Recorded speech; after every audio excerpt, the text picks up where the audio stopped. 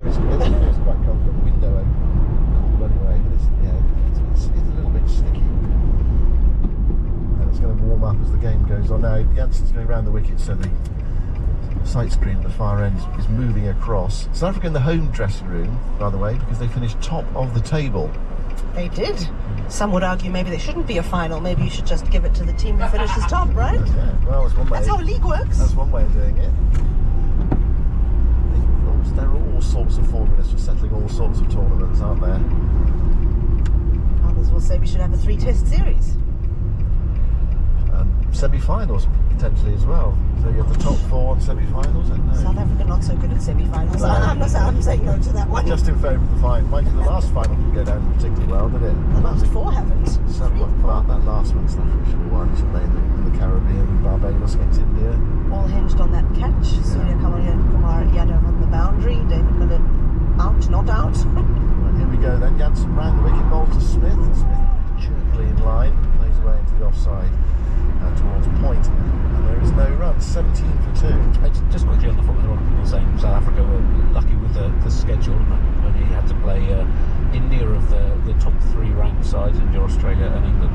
But had they played one of their series against Australia, say, or England, and lost 2-0 instead of 1-2 as they did against Pakistan and Sri Lanka, they would still have made the final in second place rather than first. Like that stat. Back with Jansen. Striding in, tall man, bowls to Smith, moves into line and turns that into the onside. Seeing that plenty of time from Steve Smith to get off the mark. So he's underway. Australia are 18 for 2. Are they going to change the angle of attack for Lavishane? No, it looks like he's going to continue around the wicket. So dramatic intervention from Rabada in his previous over, finding the edge of Khawaja, taken to his left by Benningham with the second slip Markham coming across him, and then Markham patching a catch to his right with the third slip coming across him. Excellent catching from South Africa. Here's Jansen bowling, and there's that. Another one, just a short leg, no. He got to it, Rickleton, away to his left-hand side. Probably need the replay to see whether A, was it off the bat, and B, did it bounce in front of him? That's my Not feeling. out. Not quite there. Might well have come off the bat. I'll let Jim Maxwell figure all that out. A few more thoughts from you there for those. 18 for 2, Australia, after 40 minutes under grey skies here at Lord's. Yeah, just an early look at that replay shows that it did fall short of Ryan Rickleton there. South Africa didn't get too excited. I think Marco Jansen, the expression on his face told us immediately he didn't really think that was a chance. But they've done really well this morning. 8 overs bowled, just Rabada and Jansen so far. And I think this is what Temba Bavuma would have had in mind when he decided to bowl first. Firdous, hello to you, hello to everyone. And it's brightening up a little bit, but we're still working away under the lights. And Rabada with 2 wickets. Taylor's up, 3 slips gully. He runs in. Smith's on the wander on the push off pad. Short leg with a hint perhaps of inside edge, but it went into the ground. How are you? You well? It's lovely to have a South African alongside an Australian at Lord's. And the only hint of us being in England is there are probably a few fans out there, and we're at the home of cricket. And the weather. Well, the weather's pretty good. It's not raining. That's true. It rained all week last week in Arundel. I went to watch South Africa's warm-up game against Zimbabwe. Beautiful town. Beautiful spot, yes. Rabada bowls, and it's left alone with some flourish and exaggeration by Smith twirling his bat. Beautiful ground there. I remember it well from my youth, playing there on a few occasions. Sussex Martlets. Did they use the square down there on the middle of the ground? Yeah, they did. Played out there, yep. And only 1 day's play, unfortunately. We got 90 overs on the second day. 4 days were scheduled, and on the 4th day the sun came out. They'd actually called the game off, and then South Africa had a training session in the middle that we were allowed to stay and watch. Rabada goes in, and it's short down the leg side, wide of Smith, who half parries and then lets it pass. He's 1. Lavishane's 10. Sketchy start at 2 for 18, sent in, and 2 excellent catches from South Africa in the slips. Really outstanding clutches to remove Kawaja for somewhat laborious duck, and then Cameron Green also for a sausage. Now away goes Rado, pitches down the leg side, just lost control. 4. Oh, sorry, he did get a 4, didn't he? My apologies to Cameron Green. How are you, Andy? I'm very well, thanks, Jim. Yep. What's on your menu today? You got some excitement for us? Plenty of excitement.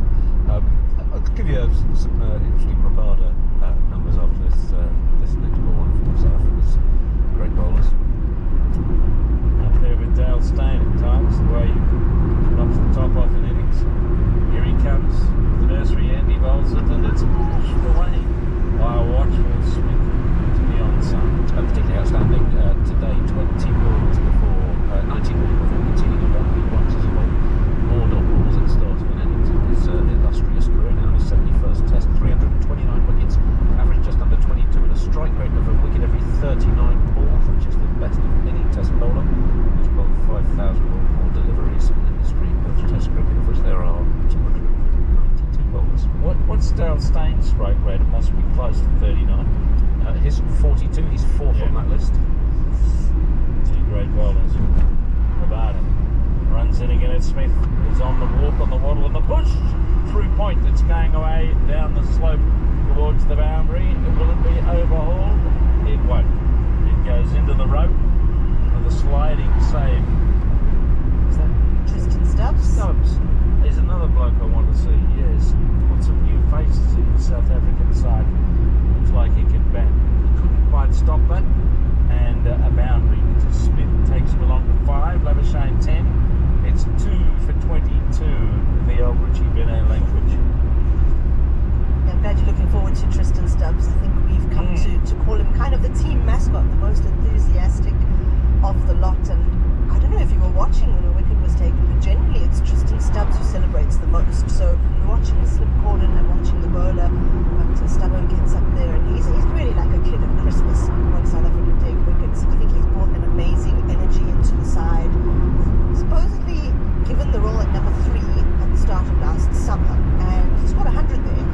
But then Shukri Conrad decided that he would back Stubbs at number 5 and move Rian Mulder up to number 3. So both teams operating with makeshift number 3s. Didn't quite work out for Australia. Not yet. No. They bowled well. They bowled at the stumps mainly. Now it's Ngidi who's on. He's bowling wide. That was the warm-upper. Well wide of the off stump. And it limped through to Varane down there onside. So this is a bit of the question about South Africa. Once we go away from the new ball bowlers, other than Maharaj, what's the quality like? Well, look, Ngidi is a particularly interesting case. He hasn't played a test match in 10 months. Last played against West Indies in August. And he's only played 2 tests under Shukri Conrad. So he's fallen out of favour, and we haven't actually seen him bowl long spells recently at all. Hasn't played a great game for almost 2 years, besides the test. Ngidi bowls, and that's a better ball. He parried and missed as Labuschagne followed that round the line of the off stump and went past the edge and through to the keeper. That's more awakened, yes. So what kind of confidence is there within this South African side? I mean, they've always been the most tenacious sportsmen in the world, I think, but about playing against Australia. I think there's a quiet confidence, and there's a sense that they're a team that is more than the sum of their parts. They're a team that can do things together. Ngidi goes up and he's driving splendidly through the covers. That's a nice Labuschagne stroke as Ngidi got a little bit fuller and Labuschagne leant on it and it scurried away towards the cover boundary. He's 14. Big innings for him, with question marks continuing about whether or not he's going to keep his place.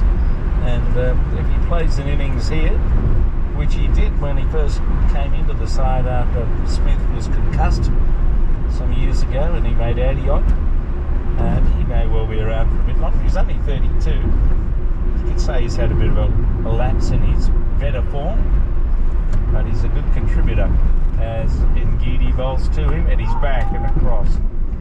Drops the ball at his feet. a very hungry, ambitious player, and he's a long way short of retirement age, you would think, at 32. A long way.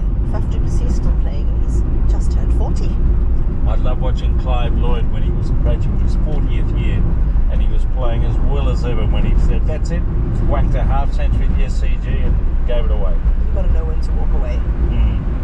Well, some do and some don't. Some need the nudge every now and then. Overstay the welcome these days. Well, what am I going to do next? Here comes Ngidi. He bowls it and it's defended back and across and down the pitch. So it's a good side here. Pretty strong crowd. A few gaps around. I don't know whether you can get a ticket, but there are some holes in the crowd. What's a ticket here out in the Compton Bedridge stand? 60 quid? Can you get in there? No, more. More than that. Yep. Must be, next to the bar or the loo, you should get a cheap seat, shouldn't you? You've got to convert that into South African rands to let people know how costly it is to get in, right? Yes. 2 for 26. Here we go. We'll have a Shane Diggs out watching that fuller length. And he played that over pretty well in Gide's first. And those bowling figures, just recount them there with Rabada. What's he got? 2 for 9 from 5. Janssen, none for 12 off 4. And then Gidi, that one over for 4 runs. It's Stu Maxwell.